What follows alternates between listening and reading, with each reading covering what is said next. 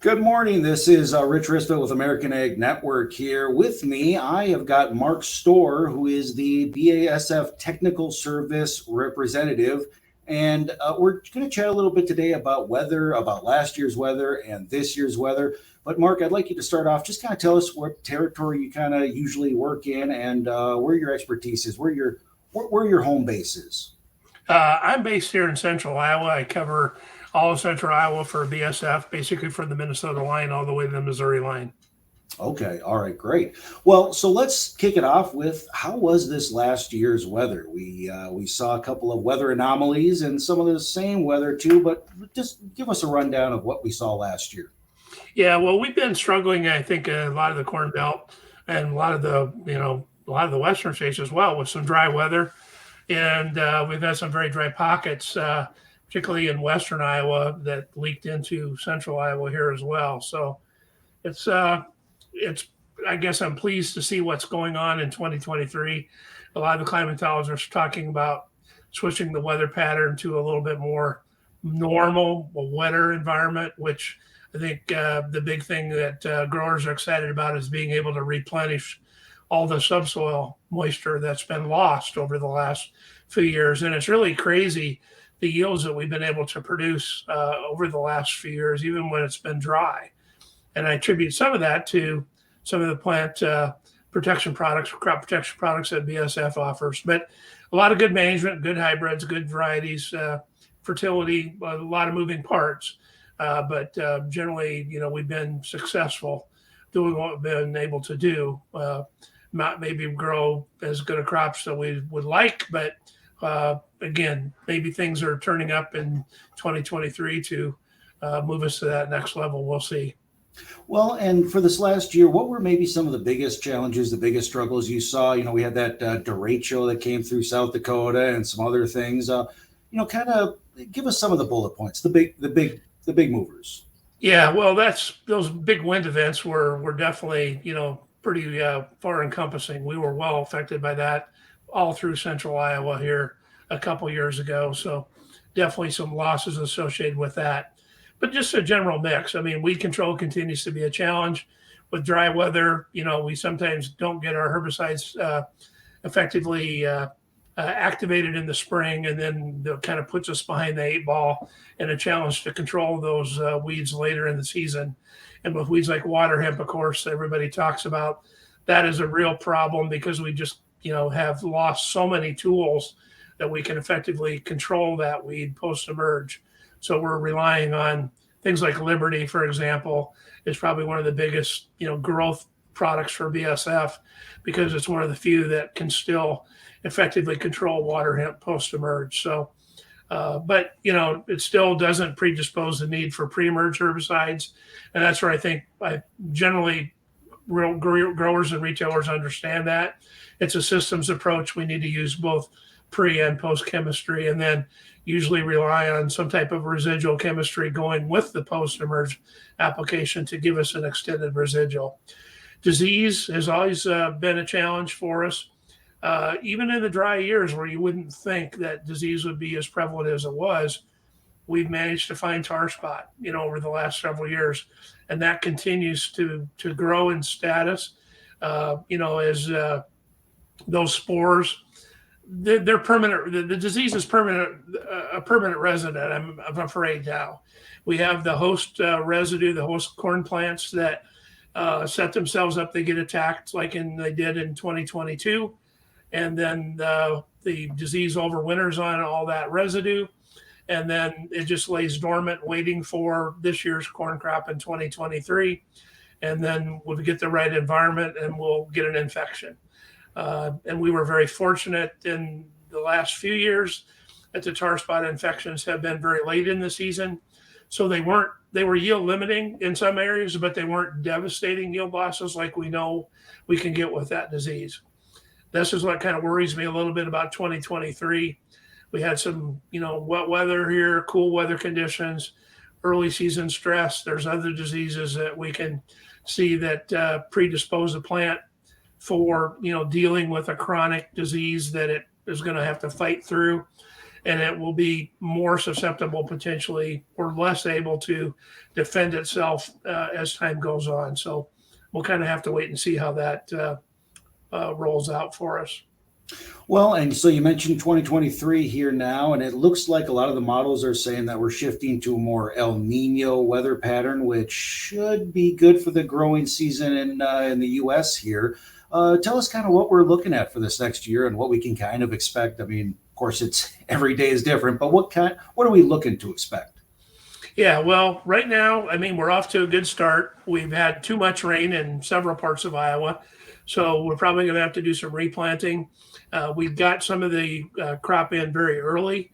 That second week of April was a window that opened up, and we saw quite a few acres of soybeans get planted, but there was some corn there as well. Unfortunately, some of that is now being assessed and determined whether or not it needs to be replanted. There's been commented that some folks planted in that window, and then that crop emerged the same time as when they did a later May planting. So that tells us that they're not going to see any advantage to that early planting versus today a normal early May type planting, simply because the degrees were not available to that early planted stuff. It just sat there, and so was not able to really take advantage of the additional sunlight that normally an early planting would provide. So I think it's stand establishment is important, and a lot of thought being given to determining whether or not you've got an adequate stand, and then as we go through the season to manage it as the time goes on, determine what Mother Nature throws at us. But if we do get into a wetter period, generally that is conducive to more disease pressure. Moisture is required. Leaf wetness, particularly high humidity, are responsible for the environment that is conducive for fungal organisms to attack both corn and soybeans. So we want to be on top of that. There's a lot of spore models and the plant pathology folks, the network that the universities maintain, have some development models that will help us determine, whether we'll be at risk from infection of these diseases and help time our fungicide applications, because that's really critical in preventing the disease loss. Unlike let's say you get an injury on your skin, and we get a scab that forms that we heal up and we go back to normal. Plants can't do that. When we have a fungal infection that attacks them, and the other thing about it, we don't see the infection until it's too late. It takes normally a couple weeks before the disease becomes evident on the leaf itself. So this is where prevention is, better than trying to cure the plant, because there is no such thing as a curative fungicide. But once a disease like tar spot or gray leaf spot or northern corn leaf blight, once those infections occur within the plant, there's a lot of internal damage done, and then it ultimately will break out into a lesion, which is what we notice on the corn leaf or the soybean plant leaf. And basically, we just knocked a hole in our solar panel. Plants are nothing other than sun harvesters, and that tissue cannot be regenerated. And if you knock 20% of your solar panel out, like we see in a severe infection, some diseases, it's almost a 1-to-1, 20-25% of foliar loss indicates 20 to 25% yield loss, and it goes up from there. So that's why when you get an infection early, right around tassel time, for example, the plant kind of gives up its defensive posture and it's going into the reproductive stages, and that's when you attack it and wipe out that tissue. That's when you can see some, really severe yield losses from diseases like tar spot and even gray leaf spot. Well, and so it sounds like, the old adage, what is it? An ounce of prevention is better than a pound of cure. So that get in there early, get in there right when you notice something, and even beforehand. What advice would you give growers this year? What are the best piece of advice that you can give them going forward and to manage their land? Yeah, well, when it comes to disease management, stay on top of things like I mentioned. There's a lot of external resources that we can use. In general, in the Midwest, we've seen the biggest bang for our buck with applications made at or near that tasseling period with a fungicide like Veltima or Headline Amp. Those would be our main products, and they're excellent on tar spot as well as all those other diseases like anthracnose, northern corn leaf blight, gray leaf spot, etc. The beauty of a product like Veltima is we can go a little earlier. So should the infection occur earlier than normal, you have the ability to make that application a couple weeks prior to tassel.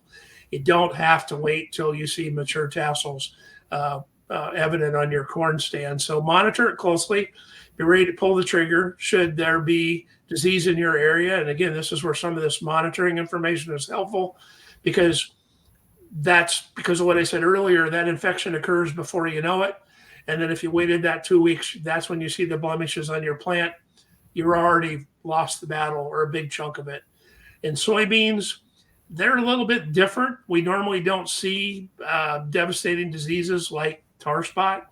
We have a lot of what I call yield nibblers, things like Septoria brown spot or Septoria.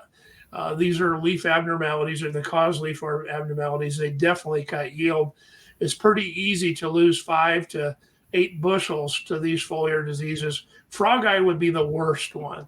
If that comes in, that could be similar to like a gray leaf spot in corn. It could be pretty devastating. But again, we have tools available for you there. Things like Ristvedt would be our key product in soybeans. Paraxor is excellent as well. And we see people that like to use Veltima in the corn also use Veltima in soybeans. But they're all excellent tools to prevent those diseases from knocking out your soybean plants. The window that I like to see folks apply is in that R2 to R4 growth stage. So essentially you're looking at full pod is where R2 is, or, full bloom. And then early pod development out to that R4 stage, when you start to see early seed fill, little soybean seeds that start to fill pods at the upper part of the plant. That's our sweet spot for soybean protection. And because that part of the canopy that we're protecting at that point in time, I like to tell people that when soybeans are blooming, they're roughly half grown. They're going to double in height. So if you make your fungicide application, then you're leaving the top part of the canopy unprotected. And so I like to see some of that canopy come along and be developed. And that's where in that R2 to R4 time frame, we're getting maximum canopy protection to where it matters the most, because roughly 2/3 of the yield comes from that middle third of the soybean canopy. In the case of corn, it's the upper part. It's the ear leaf and above, which is why we normally don't see as much of a benefit from real early applications as we do as to when we get that full plant being developed. So just some timing things, I think, is the biggest thing. Do everything you can to, help the crop along. Weeds, as I mentioned, keeping it weed free, maintaining a good fertility program. Those are all things that are going to help you out. Monitor the crop into the fall so you don't have excessive harvest losses, because usually there's fields that really need to be attacked first with the combine, should I say, because we have differences in varieties or hybrids, and some don't stand as well. And if we have some stock rot, for example, that come in, try to attack those fields earliest to get as many bushels in the bin as we can. Well, that sounds like all great advice. Anything else you'd like folks to know out there today? Well, stay on top of insects as well. That's another thing. As we mentioned, every year is different. We've had, generally acceptable insect pressure over the last few years, but we always have to worry about outbreaks of soybean aphid. That's one that's been probably lesser of a problem over the last years because of the dry weather. If we see wetter conditions, I think that'll be conducive to more lush green growth, and you'll see more possibilities for soybean aphid. You have the usual suspects, I call them that, things like Japanese beetle, they're always going to be there, every year. And depending on your corn crop and the time, we worry about seed corn because of the limited amount of pollen we have available. Silk clipping could be a big problem with those insects. We also have to worry about rootworm beetles in the season.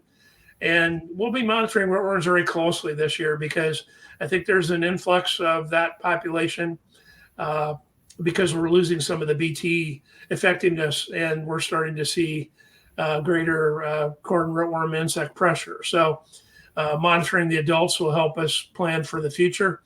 And we have an excellent new fungicide or a new insecticide called Ristvedt that we're excited to play with this year on a limited basis. We don't have a lot available, but we've got a lot of folks that are trying that this year for the first time and seeing how effective that is on corn rootworm larvae. So hopefully protect those root systems. But other than that, like I said, be prepared for what comes at us and take it a day at a time. But don't stay out of the field. Get out there and do some scouting and see what's going on, because it's an important, part of your livelihood. We should be trying to monitor it as best we can. I think that's great advice. Keep your eye on the field and keep it there as much as you can so you can nip any of these kind of issues in the bud right away. Mark Storr, we really appreciate you spending a little bit of time with us. You're with BASF, and I'm sure, everyone knows how to get a hold of you guys if they want some more information and everything else. But why don't you tell them the best method to do that? Yeah, I like to tell people just talk to their local retailer and say, hey, how do I get a hold of my local BASF rep?